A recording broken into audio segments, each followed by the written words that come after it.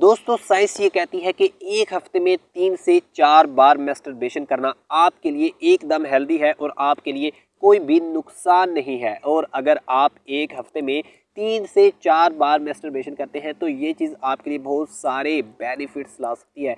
और दूसरी तरफ अगर हम देखें तो इस्लाम मुकम्मल तौर पर मैस्टरबेशन को एक हराम अमल करार देता है और इससे दूर रहने की तरगीब करता है। चाहे आप शादीशुदा हैं या फिर गैर शादीशुदा, आपके लिए ये अमल मुकम्मल तौर पर हराम है, नाजायज़ है और बहुत बड़ा गुनाह है, जो कि आपके लिए ज़हनी तौर पर और जिस्मानी तौर पर बहुत सारी बीमारियां ला सकता है और आपकी ज़िंदगी को डिस्टर्ब कर सकता है। आखिर इसके पीछे की ये सारी लॉजिक क्या है, सारी साइंस क्या है, चलिए समझने की कोशिश करते हैं। मैस्टरबेशन के बहुत सारे जो बेनिफिट्स हैं वो मेंशन किए गए हैं, उनमें से चंद जो बेनिफिट्स हैं वो आप लोगों के सामने रखने की कोशिश करते हैं। सबसे पहले नंबर पर आपके स्ट्रेस को दूर करता है। दूसरे नंबर पर आपकी एंग्जाइटी और डिप्रेशन को कम करता है।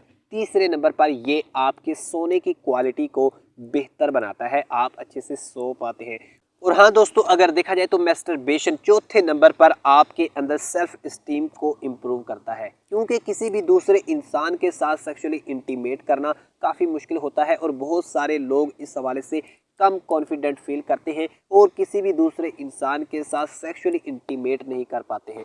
मैस्टरबेशन इस हवाले से हेल्प करता है कि आप अपनी सेल्फ स्टीम को इम्प्रूव कर पाएँ और आप इस हवाले से सीख पाएँ कि कैसे किसी दूसरे इंसान के साथ इंटीमेट करते हैं। नंबर 5, मैस्टरबेशन एक प्लेयरमेंट और एंजॉयमेंट का एक बहुत बड़ा सोर्स आपको मुहैया करता है।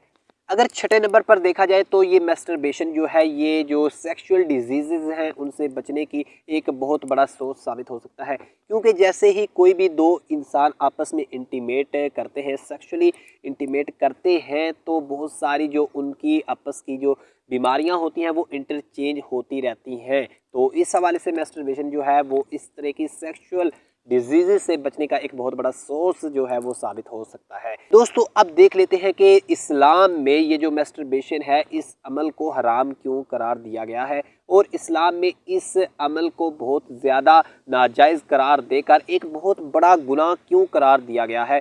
दोस्तों अगर देखा जाए तो ये जो सेक्सुअल डिज़ायर है इंसान की बहुत ही स्ट्रॉन्ग डिज़ायर है और ये जो सेक्सुअल नीड्स है इंसान की एक बहुत बड़ी ज़रूरियात में से एक ज़रूरत समझी जाती है, क्योंकि ये इंसान की एक मेंटली और फिज़िकल नीड में से शामिल है।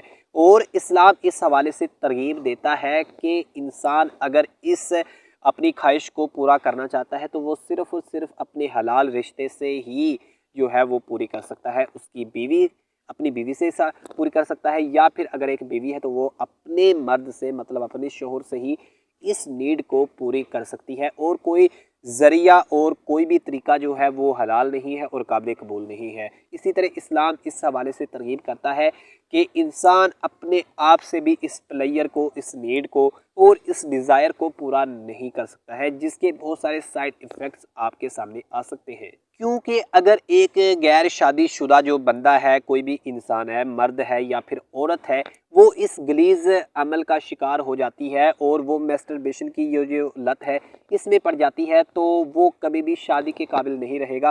क्योंकि ये जो एक हद बताती है साइंस के 3 से 4 बार मैस्टरबेशन करना आपके लिए हेल्दी है, लेकिन जब इंसान को पता होता है कि उसके पास और कोई भी सोर्स नहीं है जिसके साथ वो सेक्सुअली इंटीमेट करके अपनी इस डिज़ायर को पूरा कर सके, तो फिर वो इसकी एडिक्शन में, इसकी लत में पड़ जाता है, जो कि इंसान को अंदर से और बाहर से घायल कर देता है, इंसान की सोचों को तबाह कर देता है, उसके अंदर से क्रिएटिविटी जो है वो ख़त्म कर देता है और इंसान को डिप्रेशन का मरीज़ बना देता है। इंसान जब इस तरह की किसी भी लत में जो है वो पड़ जाएगा तो कभी भी कोई भी क्रिएटिव काम नहीं कर पाएगा और शादी के काबिल नहीं रहेगा। इस वजह से इस्लाम इस हवाले से जो है इस चीज़ की हौसला शिकनी करता है कि सेल्फ प्लेयर ये जो है मैस्टरबेशन जो है ये एक नाजायज़ अमल है, गुनाह है और हराम है। दोस्तों इस हवाले से एक और बहुत बड़ी दलील जो हमारे सामने आती है वो ये है कि अगर किसी भी सोसाइटी के अंदर या फिर तमाम लोगों के दरमियान ये जो मैस्टरबेशन है ये चीज़ बहुत ज़्यादा हो जाएगी,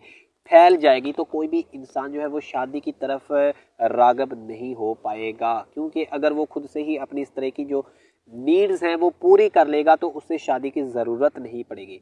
लेकिन अगर इस्लामिक पॉइंट ऑफ व्यू से देखा जाए तो शादी सिर्फ और सिर्फ सेक्सुअल डिज़ायर्स को या फिर सेक्सुअल नीड्स को पूरा करने का नाम नहीं है, बल्कि ये तो किसी भी मुआशरे का एक बहुत बड़ा हुस्न है। ये जो मियाँ बीवी हैं या फिर इनकी जो फैमिली होती है, ये मिलकर एक मुआशरे को तश्कील देते हैं, जो कि एक किसी भी मुआशरे की खूबसूरती का एक बहुत बड़ा हिस्सा है।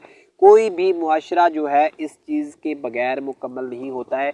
हलाल रिश्ते जो मियाँ बीवी का रिश्ता है इसके बगैर जो है मुकम्मल नहीं होता है। तो इस हवाले से इस्लाम इस बात की तरगीब देता है कि अगर कोई भी इंसान अपनी सेक्सुअल डिज़ायर को पूरा करना चाहता है तो वो निकाह करे। निकाह ही उसके लिए एक हलाल ज़रिया है अपनी सेक्सुअल डिज़ायर को पूरा करने का, और कोई भी ज़रिया उसके लिए काबिल कबूल नहीं है और जायज़ नहीं है।